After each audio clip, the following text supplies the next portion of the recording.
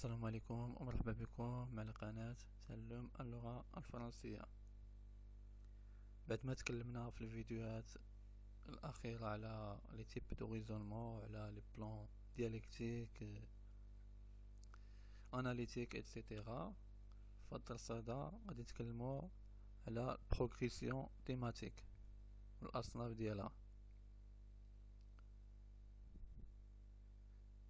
نشوفو التعريف ونشرحوه. En grammaire du discours, la progression thématique d'un texte est l'évolution de la répartition de la formation en thèmes et propos. On a trois types de progression thématique. Une progression thématique كتوضح لنا التطور ديال التصنيف ديال المعلومة أو لا ديال الموضوع اللي هو لو تيم داخل النص. وهادشي غادي نشوفوه كما قلنا في تخوا تيب دو بروغريسيون تيماتيك، كاين ثلاثه ديال الانواع. نبداو بالنوع الاول اللي هو لا بروغريسيون ا تيم كونستون. La progression à thème constant privilégie par les narrations où un même personnage effectue diverses actions. Il garde le même sujet tout au long de la progression, comme dans ce passage des Misérables de Victor Hugo. Une progression à thème constant كيستعملوها أكثرية في لي تكست ناراتيف، كما غادي نلاحظو في المثال ديال رومان لي ميزيرابل ديال فيكتور هيغو. باش نزيدو نشوفو بوضوح. Jean Valjean sortit de la ville comme s'il s'échappait et se mit marcher. Il ira ainsi toute la matinée et se sentait une sorte de colère et ne savait contre qui. Cette progression avant بعدا نزيدو نوتها، يعني كما كتلاحظوا المثال عندنا ميم بيرسوناج اللي هو جان فالجان، واللي عودناه يعني بإل، يعني نفس السي وغير لي زاكسيون اللي كيتغيروا، يعني الاحداث ولا لي في ديالو اللي كيتغيروا. وهذا واضح يعني في لي تكست ناراتيف كما قلنا. هذا هو البروغريسيون ا تيم كونستون. وكاين واحد في بعض الحالات كيتستعمل حتى في الديسكريبسيون. يعني في بعض الحالات cette progression est aussi parfois utilisée dans des descriptions que le narrateur développe des informations successives sur le même personnage ou le même objet décrit. يعني حتى في الوصف يمكن يستعمل هاد لا بروغريسيون ا تيم كونستون، يعني نوصفو واحد الشخص او لا واحد الشيء معين ونطورو لو تيم انطلاقا داك الشخص او لا داك الشيء. نفوتو نشوفو نوع اخر اللي هو لا بروغريسيون لينيير سامبل. La progression linéaire simple privilégie de l'argumentation. Chaque propos d'une phrase est repris comme thème de la suivante. Par exemple, dans ce conte africain anonyme, les fourmis noires et les termes étranges, chaque animal apporte le thème et provoque un événement, le propos qui fait peur à l'animal suivant. Il y a de la progression linéaire qui connaît واحد الثيم، يعني ماشي مع واحد الثيم في النهاية ديالو كان كيرمينا لواحد التيم واحد اخر، يعني تيم كيرمينا لتيم واحد اخر، وكيتستعمل في لاغيمونطاسيون، يعني في النصوص الحجاجية يعني غالبا. يعني هادو من الكاركتيرستيك ديالو. شوفوا المثال للتوضيح. المثال كما قلنا ديال لو كونت افريكان. Le singe entend les cris et la peur, il se sauve et fait tomber un gros fruit. Le fruit tombe sur le dos d'un bœuf qui s'enfuit et fait peur à un troupeau d'éléphants. Les éléphants se sauvent et écrasent des milliards de millions de fourmis. كما كنلاحظوا تيم غير كيتسال واحد التيم كيرمينا لواحد التيم اخر، يعني نهاية التيم كتكون بداية ديال التيم اللي من قبل اللي من بعد.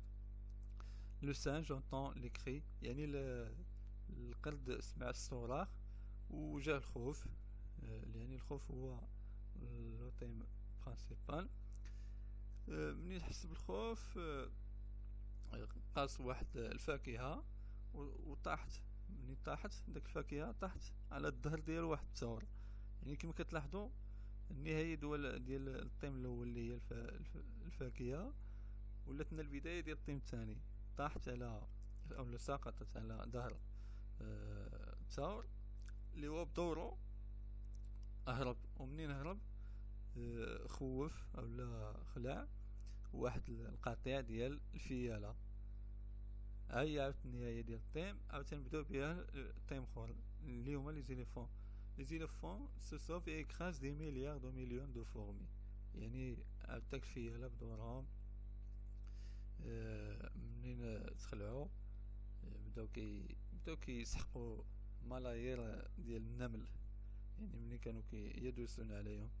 يعني كما كتلاحظوا بان الطيم كيوصلنا لطيم واحد اخر. يعني النهايه ديال الطيم الاول هي البدايه ديال الطيم اللي موراه. هذا هو لا بروغريسيون لينيير. وكتكون كما قلنا بزاف في لارغيومونطاسيون. هنايا نقدروا نارغيمونطيو بالبور، يعني بالخوف. يعني الخوف هو اللي سبب لنا هادشي كامل لهاد الحيوانات هادو. نفوتو ونشوفو la progression d'un thème dérivé ou la éclaté. La progression d'un thème dérivé ou la éclaté qui s'organise à partir d'un hyperthème. Il dérive d'un thème pour privilégier souvent un paysage ou un événement dont le thème de chaque phrase représente un élément particulier. Cette progression est privilégiée de les descriptions comme celle-ci de Stendhal. نشوفوا بعد التعريف ندوزو للمثال.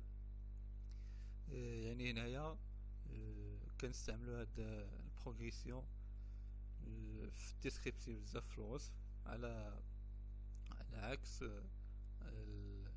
الاولين اللي كانوا في الناراسيون او لا في لارغيومونطاسيون. هنايا الديسكريبسيون كنستعملوا في الديسكريبسيون بزاف في الوصف. وكيكون الشقاق كتكون عندنا واحد الطيم كبير نقلوا عليها طيم كبير وكيتشتقوا منه. كتكون ديريفاسيون كتشتقوا منه دي طيم اللي هما صغارين. هذا هو التعريف ديال هاد البروغريسيون هادي. نشوفوا المثال ديال ستوندال. Deux parties de billard étaient en train de se jouer. Les garçons serraient les poings. Les joueurs couraient autour des billards encombrés de spectateurs. Des flots de fumée et de tabac s'élançant de la bouche de tous et de chacun les enveloppés d'un nuage noir.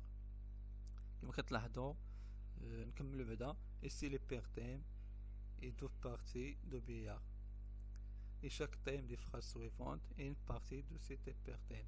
يعني الhyperthème هنايا اولا الثيم الكبير اللي هو الاساس هو دو بارتي دو بيار. يعني جوج بارتيات ديال البيار. يعني لعبة البيار.